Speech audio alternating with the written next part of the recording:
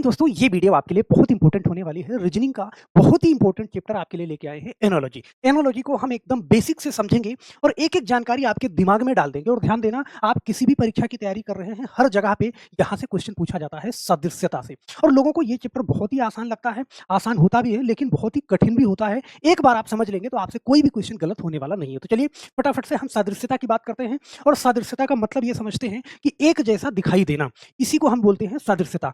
यहाँ से total 4 type के क्वेश्चन पूछे जाते हैं। वो चारों टाइप के यहाँ पे मैंने आपके लिए लिख दिया है। सबसे पहला टाइप है शब्द सादृश्यता, दूसरा टाइप है अक्षर सादृश्यता, तीसरा टाइप है संख्या सादृश्यता और चौथे टाइप में इन दोनों को शामिल कर दिया जाता है अक्षर संख्या सादृश्यता। तो आपके सामने ये चारों के चारों टाइप हम समझने वाले हैं, लेकिन आज इस वीडियो में जो हम चर्चा करने वाले हैं वो शब्द सादृश्यता की। सबसे पहले हम ये समझेंगे कि शब्द सादृश्यता क्या है। शब्द सादृश्यता का मतलब कि कोई भी एक शब्द या एक नाम दिया जाएगा और दूसरे के साथ में उसका संबंध आपसे पूछा जाएगा। अब यहाँ पे ना सबसे बड़ी मुसीबत क्या होती है कि ये आसान होता है, एक बार अगर आप कनेक्ट कर गए तो तुरंत इसका जवाब दे देंगे, क्योंकि यहाँ पे कोई चीज सॉल्व नहीं करना होता है। ये पूरा का पूरा डिपेंड होता है आपके ज्ञान के ऊपर। अब जैसे यहाँ पे टोटल आपसे पूरा का पूरा, इसका दायरा बहुत बड़ा है। आपसे राज्यों के बारे में पूछ लिया जाता है, राज्य और उनकी राजधानियां, ये सारी चीजें यहाँ पे पूछ ली जाती हैं, सही है। या फिर देश या फिर उनकी मुद्राएं पूछ ली जाती हैं आपसे, देश और उनकी मुद्राएं, देश और मुद्राएं ये भी यहाँ पे पूछ लिया जाता है, सही है। यहाँ पे सारे के सारे विषयों को शामिल कर लिया जाता है, सभी विषयों को। ध्यान देना, इसका दायरा इतना बड़ा है, सभी विषयों को शामिल कर लिया जाता है, मतलब विज्ञान है, भूगोल है, इतिहास है, सभी से यहाँ पे क्वेश्चन पूछे जाते हैं। अब डिपेंड ये करता है कि आपको कितनी जानकारी है उस सब्जेक्ट के बारे में। जैसे आप क्वेश्चन यहाँ पे देखिएगा, डायरेक्ट हम क्वेश्चन पे चलते हैं, बहुत सारी चीजें वहां पे हम आपको समझाते हैं। ये क्वेश्चन आपके सामने है, ये क्वेश्चन एक शब्द से है। यहाँ पे कह रहा है गुच्छे का संबंध अंगूर से है। ध्यान से समझना, इस चीज को कंफ्यूजन भी बहुत पैदा करता है। गुच्छे का संबंध अंगूर से उसी प्रकार से है जिस प्रकार झुंड का संबंध किससे है। अब यहाँ पे आपके सामने 4 ऑप्शन दे रखे हैं और राजस्थान पुलिस कांस्टेबल 2022 में क्वेश्चन पूछा गया था। तो भीड़ है, पशु है, मुर्गी है, चूजे हैं, मक्खियां हैं। अब आप यहाँ पे एक बार अंदाजा ये भी लगाइए कि चारों ऑप्शन को देखते हुए क्या हमारे अंदर से सही ऑप्शन निकल रहा है या नहीं निकल रहा है। तो अब यहाँ पे ध्यान देना, गुच्छे का संबंध अंगूर से है। हम जानते हैं कि गुच्छा जो है, सही है, गुच्छे में होता है क्या, अंगूर, सही है, गुच्छे में गुथा होता है अंगूर। तो आप देखना अगला शब्द क्या क्या दिया हुआ है हमें, अगला शब्द दिया हुआ है झुंड। तो झुंड में क्या होते हैं, ध्यान देना, इस तरीके से अगर समझोगे तो फिर आंसर सही ही निकलेगा। झुंड में क्या होते हैं, भीड़ या फिर पशु या फिर मुर्गी या फिर मक्खियां। आप कहोगे सर झुंड से संबंध किसका होगा, पशु का हो जाएगा। आप राइट आंसर दे सकते हैं बहुत प्यार से, ऑप्शन नंबर बी वाला सही हो जाएगा। ये तो एक शब्द था, सही है। अब यहाँ पे देखिए बहुत प्रकार के क्वेश्चन यहाँ से निकलेंगे। जिस प्रकार साबुन का संबंध साफ सफाई से है, आप जानते हो साबुन का संबंध साफ सफाई से है, उसी प्रकार इत्र का संबंध किससे है। अब ये क्वेश्चन यूपी पुलिस कांस्टेबल 2024 में पूछा गया था, ध्यान देना। तो साबुन जो है साफ सफाई करने के लिए बना है, सही है, या फिर उससे साफ सफाई करते हैं। तो इत्र का संबंध किससे है। 4 ऑप्शन आपके सामने, ऑप्शन को भी बहुत ध्यान से देखना है, क्योंकि इस टाइप के क्वेश्चनों में या फिर रीजनिंग में ऑप्शन का बहुत बड़ा रोल होता है। यहाँ पे कह रहा ताजगी से या फिर बुद्धिमानी से या फिर गंध से या फिर साफ सुथरा से। तो अब साफ सफाई से तो साबुन का संबंध था, यहाँ पे बुद्धिमानी से इत्र का संबंध कोई संबंध नहीं है, गंध से तो इत्र तो सुगंध पैदा करता है। यहाँ पे आपका आंसर क्या हो जाएगा, आप कहोगे सर ताजगी से हो जाएगा, सही है, और यही सही आंसर भी दिया गया था। अब अगला क्वेश्चन देखना कि किससे रिलेटेड है। ये क्वेश्चन देखना, चर्च का संबंध ईसाइयों से है, तो कह रहा है कि उसी प्रकार स्यानागोगी का संबंध किससे है। अब ये क्वेश्चन पूरी तरीके से आपके ज्ञान के ऊपर डिपेंड करेगा, क्योंकि आपको बहुत पता हो है तो चर्च का संबंध मान लिया आपने, ये हमें मालूम है कि चर्च का संबंध ईसाइयों से, लेकिन स्यानागोगी का संबंध किससे है। आप कहोगे सर मुस्लिम से, मुस्लिम तो मस्जिद में अपना पूजा पाठ करते हैं, जैन से, पारसी से, यहूदी से। 4 ऑप्शन आपके पास है। अब यहाँ पे अगर आपको पता है कि स्यानागोगी जो है वो यहूदियों का पूजा स्थल है, तब तो आप सही आंसर कर देंगे, नहीं तो कंफ्यूज हो जाएंगे पारसी जैन किसका होगा। यहाँ पे आपसे गलत होने के बहुत बड़े चांसेज होते हैं, तो इसलिए कह रहे हैं कि इसका दायरा बहुत बड़ा होता है। जैसे यहाँ पे ये वाला क्वेश्चन देखना बहुत ध्यान से, तर खिलना का संबंध मुरझाना से है, ध्यान देना।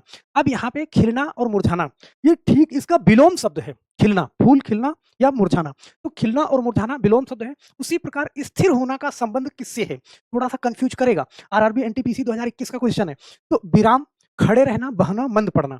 अब ध्यान देना, देखना खिलना का विलोम है मुरझाना, तो स्थिर होना, स्थिर होना का मतलब रुक जाना, तो स्थिर होना मतलब मंद पड़ना नहीं, बिल्कुल नहीं होगा। खड़े रहना, स्थिर होना, विराम, ये तीनों एक ही जैसे शब्द हैं। अब यहाँ पे देखो स्थिर होना या बहना, बहने का मतलब पानी बह रहा है या पानी स्थिर हो रहा है। तो अगर स्थिर होना का विलोम क्या है, आप कहोगे सर ये ऑप्शन नंबर सी वाला सही हो जाएगा, बहना सही हो जाएगा, सही है। यहाँ पे देखना ये वाला क्वेश्चन, ये क्वेश्चन आपको साइंस से हो गया, साइंस में बीमारियों से हो गया। देखना तपेदिक का संबंध जो फेफड़े से है, टाइफाइड किससे संबंधित है? टाइफाइड का।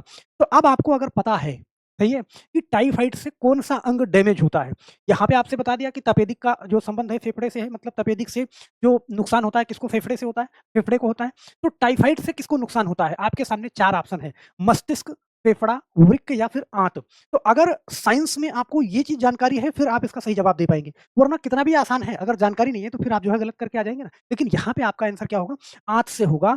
आंत में इन्फेक्शन हो जाता है, इसलिए आपको जो है टाइफाइड हो जाता है। टाइफाइड का बुखार आप जानते हो जिसको मियादी बुखार बोलते हैं, बहुत ज़्यादा दिन तक इससे व्यक्ति पीड़ित रहता है। तो अंदर आंतों में इन्फेक्शन होता है, जब इन्फेक्शन धीरे-धीरे सही होता है दवा के कारण, तो फिर ये बुखार ठीक होता है। तो हमें लगता है कि ये चीज़ भी आप बहुत अच्छे से समझ गए हैं। यहाँ पे ये वाला क्वेश्चन देखना। अगर सूर्य का संबंध, अब देखना ये भूगोल से रिलेटेड हो गया। सूर्य का संबंध पृथ्वी से है, तो किसका संबंध चंद्रमा से होगा? अब यहाँ पे थोड़ा-सा लॉजिक आप लगाएँगे। भाई सूर्य का संबंध पृथ्वी से है, आपके सामने 4 ऑप्शन है, धूमकेतु, नक्षत्र, पृथ्वी, उल्कापिंड, और एसएससी जेईई 2023 में क्वेश्चन पूछा गया था। तो हम जानते हैं कि जो सूर्य का चक्कर लगाती है कौन? पृथ्वी लगाती है, सूर्य का चक्कर, सही है? तो यहाँ पे किसका चक्कर लगाएगा? चंद्रमा। तो आप कहोगे सर ये तो पृथ्वी का चक्कर चंद्रमा लगाती है, क्योंकि हम जानते हैं कि हमारे सूर्य का चक्कर पृथ्वी लगाती है। तो किसका चक्कर चंद्रमा लगाती है? तो चंद्रमा पृथ्वी का चक्कर लगाती है, इसलिए आपका ऑप्शन कौन-सा? सी वाला सही हो जाएगा। तो मुझे लगता है कि ये पॉइंट भी आपका क्लियर होगा। यहाँ पे एक क्वेश्चन और लेते हैं। ये वाला क्वेश्चन देखना, ये भी साइंस से ही रिलेटेड है। कह रहा है प्रतिध्वनि, ध्वनि और परावर्तन का संबंध किससे है? तो जिस प्रकार से प्रतिध्वनि का संबंध ध्वनि से है, ध्यान देना, प्रतिध्वनि क्या है, ध्वनि क्या है, ये चीज़ आपको पता होगा, तब आप समझ पाओगे ना किस तरीके का संबंध आपस में है। ध्यान देना, ध्वनि का संबंध प्रतिध्वनि से है। किस तरीके से? प्रतिध्वनि का मतलब है कि आवाज़ टकरा के आप तक फिर से पहुँच जाती है। तो कमरे की लंबाई अगर 17.2 मीटर है, तभी आपको प्रतिध्वनि सुनाई देगी। ध्यान देना, प्रतिध्वनि का मतलब कि आपने बोला और उधर से वही आवाज़ फिर से आपको टकरा के फिर से वही आवाज़ सुनाई पड़ रही होगी, बहुत बार आपने देखा होगा। तो कोई एक कमरा है, अगर प्रतिध्वनि आपको सुनना है, तो 17.2 मीटर का कमरा है, तो आप बोलेंगे तो आवाज़ वहाँ से टकरा के और फिर से आपको सुनाई दे जाती है, क्योंकि हमारे मस्तिष्क में 0 पॉइंट यहाँ पे 1 इतने सेकंड तक कोई भी ध्वनि वो टिकी रहती है। अगर इसके बाद कोई ध्वनि आएगी तभी हमारा मस्तिष्क एक्सेप्ट करेगा। तो यहाँ पे ध्वनि जो है, ध्वनि का एक ध्वनि से रिलेटेड है प्रतिध्वनि। तो परावर्तन किससे रिलेटेड है? यहाँ पे इस बात को समझना है। परावर्तन का मतलब क्या होता है? हम जानते हैं कि कोई भी किरण, सही है? कोई भी किरण आती है टकरा के और वापस लौट जाती है, सही है? पुनः उसी माध्यम में वापस लौट जाती है, तो उसको हम क्या बोलते हैं? परावर्तन बोलते हैं। तो अगर किरण आएगी, टकराएगी, सही है? तो टकराएगी, अगर कोई यहाँ पे कोई पारदर्शी है तो वो सीधा निकल जाएगी, लेकिन टकरा के वापस होना कहाँ किससे? अगर दर्पण है, तभी वो किरण वापस होगी। कोई दर्पण पे आप जो है लेज़र लाइट मारोगे, तो ये वहाँ से टकरा के और वापस फिर से उसी माध्यम में लौटेगी। तो इस तरीके से यहाँ पे परावर्तन का संबंध किससे होगा? दर्पण से होगा। प्रतिध्वनि जिस तरीके से ध्वनि से रिलेटेड है, परावर्तन उसी तरीके से दर्पण से रिलेटेड है। साइंस की चीज़ें हैं, तो अगर साइंस आपको इंटरेस्ट रखते हैं, तो मुझे लगता है कि ये पॉइंट भी आपका क्लियर ही होगा। चलिए, एक क्वेश्चन और लेते हैं, ये वाला क्वेश्चन देखिए, बांदीपुर राष्ट्रीय उद्यान, जीके आपका मजबूत होना चाहिए। यहाँ पे ध्यान देना, बांदीपुर राष्ट्रीय उद्यान कहाँ पे है? आप कहोगे बांदीपुर राष्ट्रीय उद्यान जिस तरीके से कर्नाटक से संबंधित है, दुधवा राष्ट्रीय उद्यान किस राज्य से संबंधित है? तो आप कहोगे सर दुधवा राष्ट्रीय उद्यान कहाँ पे है? बिहार में, ओह सॉरी उत्तर प्रदेश में है। तो बहुत आसानी से इसका जवाब आप दे पाएँगे। चलिए, एक क्वेश्चन यहाँ से लेते हैं कि ये वाला क्वेश्चन। अब इसमें राज्य और राजधानियों से रिलेटेड संबंध है, कह रहा है बिहार की राजधानी क्या है? पटना है, और झारखंड की राजधानी क्या है? रांची है। तो आपको बताना है कि राजस्थान की राजधानी क्या होगी? आपके सामने जोधपुर, मणिपुर, जयपुर, उदयपुर है। तो अगर राजधानी पता है, सभी राज्यों के नाम और उनकी राजधानियाँ पता हैं, तो बहुत प्यार से आप इसका जवाब दे सकते हैं। ऑप्शन नंबर सी वाला सही हो जाएगा। चलिए, यहाँ पे एक क्वेश्चन ये वाला लेते हैं, लेकिन इसका जवाब आप लोग देंगे। यहाँ पे आपके सामने है कि मच्छर से संबंधित एक रोग है क्या? मलेरिया। तो आपको बताना है कि चूहा से संबंधित कौन-सा रोग होगा? 4 ऑप्शन आपके सामने है, एक रेबीज, टाइफाइड, प्लेग, डेंगू। चारों ऑप्शन आपके सामने हैं, एक ऑप्शन इसमें से सही है। आपको अपना आंसर और अपना नाम नीचे कमेंट बॉक्स में लिखना है, क्योंकि आप जानते हैं कि आपका जवाब जस्ट अगली वीडियो में शामिल कर लिया जाता है सबसे पहले। तो हम आशा करते हैं मेरे दोस्त कि ये पॉइंट आपका क्लियर होगा। अगली वीडियो में बचे हुए जो टाइप हैं, एक-एक करके उनको भी हम समझा देंगे। तो बस आज के लिए सिर्फ इतना ही मेरे दोस्त, फिर मिलते हैं हम नेक्स्ट वीडियो में। तब तक के लिए आप सभी लोगों का बहुत-बहुत धन्यवाद। जय हिंद।